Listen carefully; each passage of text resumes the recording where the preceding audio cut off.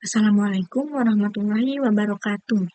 Perkenalkan nama saya Indah Nirmala dengan NIM belakang 1130. Saya dari kelas IF 22C.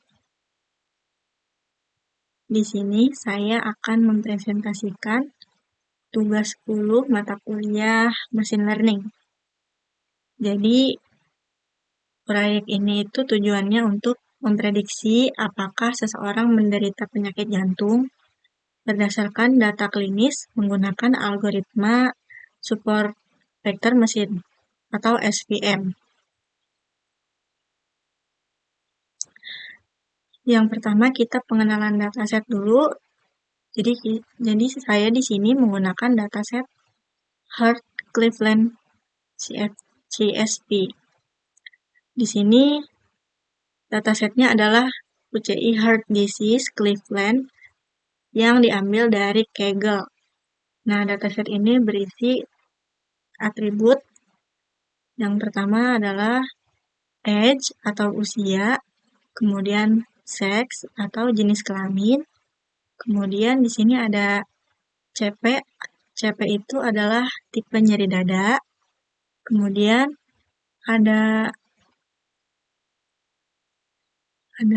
col, kadar kolesterol, dan detak jantung, talak, yang ini talak, dan atribut-atribut medis lainnya.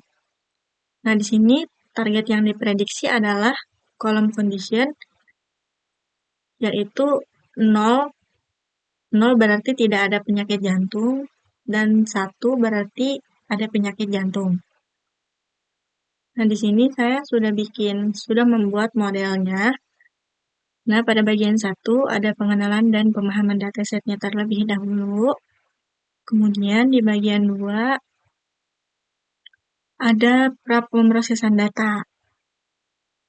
Di dalam prapemrosesan data yaitu ada pengecekan nilai yang hilang, kemudian pemisahan fitur dan target, kemudian split data latih dan uji seperti X-train, X-test, Y-train, dan Y-test. Dan pemisahan ini dibagi dengan rasio 80/20%. Kemudian menggunakan standarisasi fitur menggunakan standar scalar. Kemudian pada bagian 3 ada pembangunan model dari SVM atau super vector machine. Di bagian 4 ini ada hasil dari akurasinya dari algoritma SVM. Kemudian di bagian 5 ada conversion matrix, dan di bagian 6 ada visualisasi tambahan. Oke. Nah, di sini yang pertama pemahaman dari datasetnya dulu. Jadi contohnya ada 5 baris pertama dari dataset Heart Cleveland tadi ya. Jadi kita membaca dataset ini dulu. Dan untuk informasi dataset ada kolom age itu dengan tipe data integer, kemudian ada kolom sex untuk tipe data integer juga, kemudian CP sampai Xang itu tipe datanya integer, kemudian ada opik dengan tipe data float, dan 4 terakhir juga integer.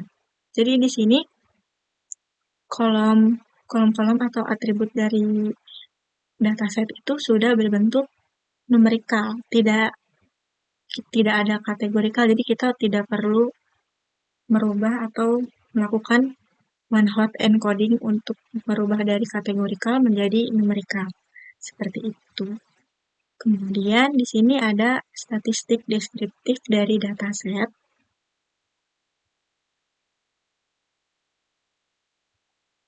Nah, di sini ada statistik deskriptifnya dari semua kolom.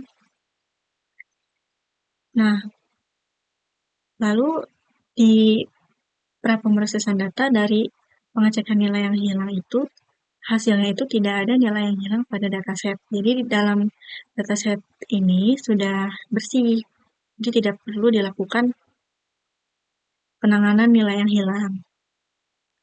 Kemudian ada pembangunan modelnya. Nah, di sini ada hasil akurasi dari model SPM. Oke, di sini hasil akurasi modelnya yaitu 0,883. Dari hasil akurasi di sini menunjukkan bahwa model mampu memprediksi dengan benar. Misalnya dari sekitar 88 dari 100 kasus itu benar.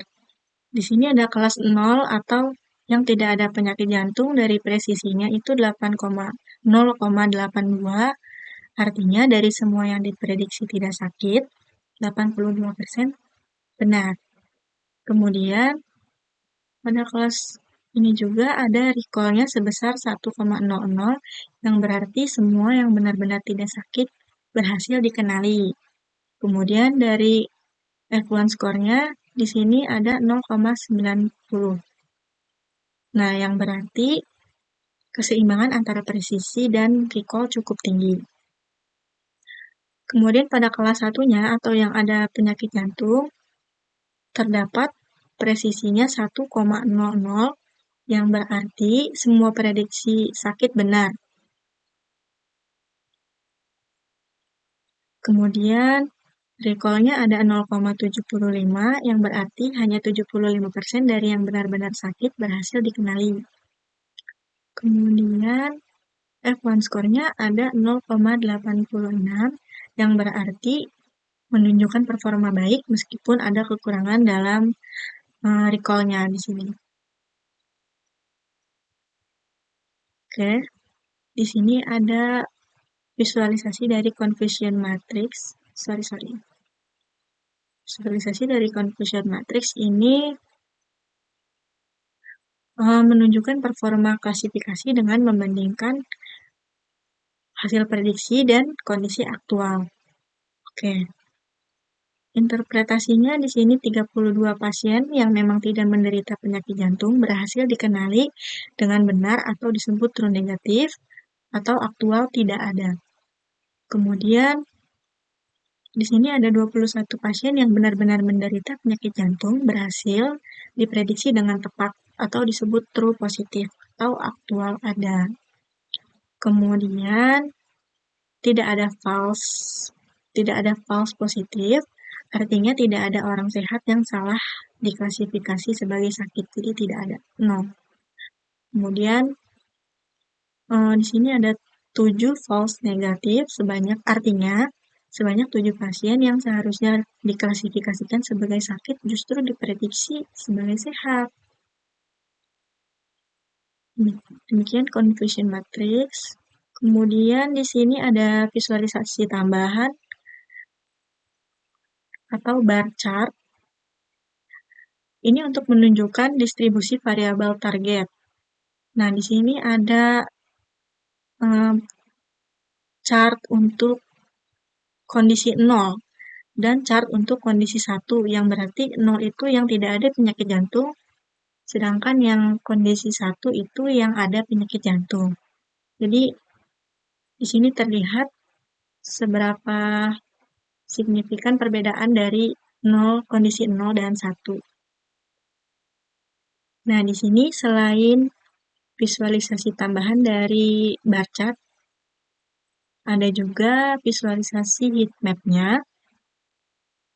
Untuk heat map-nya di sini pada fitur TAL atau kelainan thalassemia memiliki korelasi paling kuat dengan variabel target atau condition, yaitu sebesar 0,52. Nah, di sini variabel atau atribut TAL itu memiliki korelasi yang paling tinggi karena dia 0,52. Jadi, sedangkan fitur yang lain itu seperti jumlah pembuluh darah atau CA atau outpeak, EXA itu berjumlah 0,46, 0,42, dan 0,41.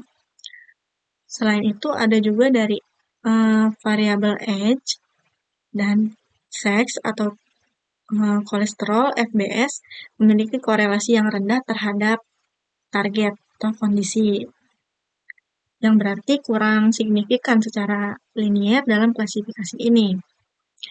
Jadi di sini yang paling tinggi itu pada variabel ini atau atribut ini, yang TAL, kelainan talasemia, yaitu 0,52. Jadi paling mendekati condition atau target. Oke, dari klasifikasi ini kesimpulannya model SPM atau support vector mesin yang digunakan menunjukkan performa yang sangat baik dengan akurasi sebesar 88,33%, yang berarti model dapat mengklasifikasikan kondisi pasien secara benar dalam sebagian besar kasus. Berdasarkan hasil evaluasinya, yaitu yang pertama, model sangat efektif dalam mengenali pasien yang sehat. Kemudian yang kedua, model juga memiliki tingkat presisi tinggi dalam memprediksi pasien yang sakit. Kemudian, selain itu, terdapat beberapa kasus pasien yang sakit tetapi terdeteksi sebagai sehat, yang menunjukkan ruang untuk perbaikan terutama dalam mengurangi false negatif. Demikian presentasi dari saya. Mohon maaf bila ada kata-kata yang tidak berkenan. Wabillahi taufiq wal hidayah. Wassalamualaikum warahmatullahi wabarakatuh.